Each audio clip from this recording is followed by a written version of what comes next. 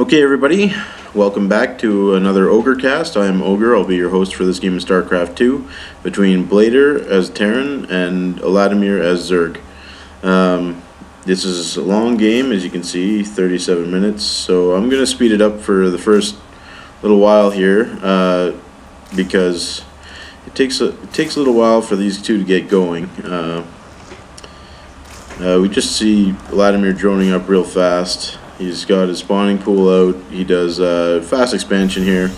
And Bladerr just doing the standard wall off here. Got his Marines pumping out.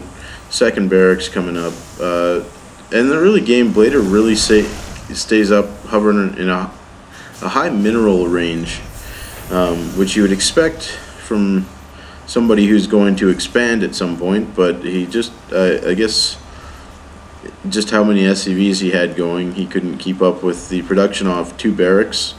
Eladimir is sending his overlords all over the place, which is generally a good thing for Zerg to do. I like keeping the scouts, especially, you know, against Terran where medevacs and things like that are pretty popular. Okay, so like now we're 10 minutes into the game and nothing has really happened. Finally, Bladerr is getting his expansion up at 10 minutes into the game. In the units tab here, we can see that Eladimir has decided to incorporate banelings into his army. He's got his baneling nest there. He's got 8 banelings, 26 zerglings, which is something that I mentioned in a couple of the past games that I cast, is that banelings really would have helped Eladimir in his unit composition. And so it's really nice to see him get a couple of banelings. He felt like he wanted to try them out this game, and not only that, but he also got burrow, which is another one of those skills that he was overlooking before, and he thought, well, this game he was going to try some banelings and try burrow and see if it helped. He's really still getting a bit more zerglings and a bit higher of an army. Like in the army tab, we can see that he's just not quite keeping up with the Terran player in building up his army. 2,200 minerals to 1,450. But the benefit of Zerg is that as long as you keep the larva pumping, you can get some reinforcements out pretty fast. So I think what Eladimir is trying to do is keep the drone count up. Like, look, it's 30 drones to 25 SCVs. He's still, I mean, look, it's 12 minutes into the game and he's not even close to saturated here on this this expansion. So so a little bit faster drone production would be good, I suppose. He's got his hydras out. But just look at the map control that he's got with all his scouts. He sends zerglings around. I think it's just a really good idea to keep your zerglings scouting. And now he spots the planetary fortress. So that's going to be a little bit of a deterrent to actually running in and trying to take out this expansion. Planetary fortress, especially against Zerg, are not a very friendly thing to come up against. So it might be a good idea for Eladimir to maybe poke in, do a little push, see if, I mean, this thing's down. I don't know if he could run some zerglings up. Probably not fast enough. But that is a moot point because Bladerr has decided he has enough Marines and Marauders and he's going to push out. And out pop the banelings, do some serious damage there. I didn't exactly spot how many Marines he might have lost, but looks like 3 Marines and did some damage. Maybe 5 Marines even. So let's just speed this up until they walk over the bombs. And here they come. 40 Marines down to 31. So, I mean, those banelings dropped 9 Marines and also did some serious damage. Like, look at all the Marines in the orange there. They've got, you know, no medevacs to heal them up. So now I think Bladerr thinks better of moving up. He's going to retreat for a few minutes, get healed up by these medevacs, but also that's going to drain all their energy. So if there's any battles coming up, these medevacs are going to be out of energy and basically just useless, you know, floating buses. So because he did that damage with the banelings, it might be a good idea just to push in and see if you can do some more damage. Like Eladimir's got 10 banelings, he's got a lot of zerglings, a lot of hydras. His army size is still low compared to Bladerr, but just because he it takes a little while for these Marines to get healed back up. It takes all that energy out of the medevacs. It's kind of a good time to push when you know that you've weakened the force a bit. Like, you know, he's going to start pumping out some more Marines and Marauders. I guess Eladimir's just not sure if he's planning on pushing again. Doesn't want to get caught out of position. If he can get caught, or if he can stay in a defensive position, maybe it'd be better for him. But yeah, he decides that Bladerr's not coming, so he's gonna have to go and, I guess, take the battle to him. Look how slow these Hydras go.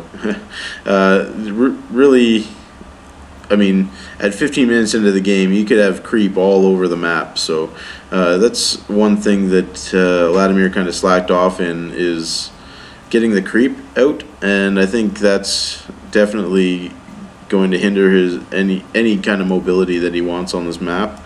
He throws down a hatchery over here, which is nice. I like to see him expanding, especially when the Terran player is not being aggressive at all.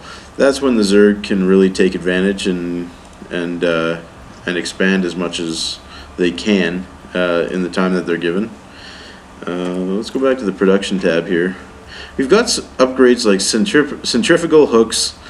I believe that's the baneling speed, which is hopefully going to be very powerful against this Marine Marauder ball. Like, look at all the Marines. These banelings can do a serious amount of damage to those Marines. And there they stim up. The banelings just eat into that. Like, look at that. The ball is way smaller now, but unfortunately the planetary fortress, it was plugging away at all those Zerglings and Hydras and really turned the tide in that battle. Now, if he had some more banelings or something, you know, a few little landmine spots with some more banelings, it would have been nice. But you know, it's kind of a toss-up whether you want to just keep the banelings in with your main attack and do as much damage as you can there. Like, you're pushing in, you're trying to take down that expansion, so I guess it's your choice whether you want to use the banelings that way. Or, oh, beautiful fungal growth. I love that. And then he gets the infestor back out of the way. And fungal growth is another one of those things that just drains so much medevac energy and weakens the whole army here.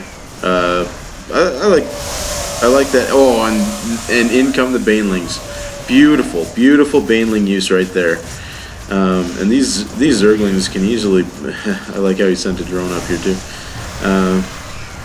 The Zerglings, you'd think, could have easily taken these Marauders out, but there's siege tank support in a good spot. You know, keeping the siege tanks in the middle by the Zelnaga watchtower. Oh, look at that! A little drone with gas in his mouth. That is starting to become Eladimir's trademark, is the gas-eating drone in the middle of his army. I'm gonna have to name that guy one day, as he is my favorite drone. So we still got some Zerglings running around. Let's check out the army size. The army size here now is, I guess, a little in Eladimir's favor, basically even. The drone count is 42 to 36. The income, Eladimir is really scooping in a lot more income than Bladerr is. And like, Bladerr's mined out at his main. He doesn't have, I mean, he only has the one expansion, which is oversaturated. So it's a good time to be aggressive, I think, for Eladimir. But he's, I guess, plenty content to try to saturate this second expansion and re-macro up his army. They seem to be both pumping out an army at about the same rate, and it's really tough for Zerg when you know the Terran guy. I mean, he can pump out an army pretty fast. He's shown before taking some losses, and I mean, really just 3 barracks though, so it's not. He's not in that great of a position. But the siege tanks are scary. I love having this infestor go up. Too bad there's no neural parasite for this infestor, because he could, you know, control a siege tank or something like that. I think that'd be a fun thing to watch. But I like the placement of the infested Terran. I think was to encourage the siege tanks to possibly hit each other, but it was so close that it didn't really work out so well. No fungal growth from this infested Terran, but with the banelings rolling around, doesn't really need them. Again, cuts the army size down, huge for Bladerr. So now it is really time to push out. The army size is definitely in Eladimir's favor, and he could guess that. That was definitely a good win. So he's pushing forward with some Hydras. Look at this, almost no army for Bladerr. And so it's a great time to push forward with Hydras, macro up. Let's check the production tab. Macro up an army, and we got 4 roaches coming, which is, you know, it's something. But you'd think if there was enough larvae being pumped out, like I bet, oh, there's larvae there, no larvae there, no larvae there. So he's slacking off a bit in pumping out the larvae, which you know, he's got 500 minerals, 400 gas. He could be spending that on macroing up his army quicker. And right now he's just giving Bladerr a chance to macro up his army and get into this. Like, look how fast that's going up. Yeah, it's up to 1600, 3000, 1550. Again, Eladimir's army is far superior right now, and I guess what's holding him back is, well, he knows that Bladerr has siege tanks, he knows he has this planetary fortress, so I guess it's a matter of deciding what he wants to do. He doesn't have enough Hydras to take on siege tanks and a planetary fortress right now. He's waiting. He's got some Zergling reinforcements, he's got some roaches coming in, so he's massing up to attack. And you know, Bladerr has had a chance to get his army back up, and that's unfortunate. I really love this burrowed infestor play. Too bad there's not more infestors on the field, but I like watching this guy kind of swim around and just see the little hole gliding across the screen. I always think it's funny. That Overlord could become an Overseer. You know.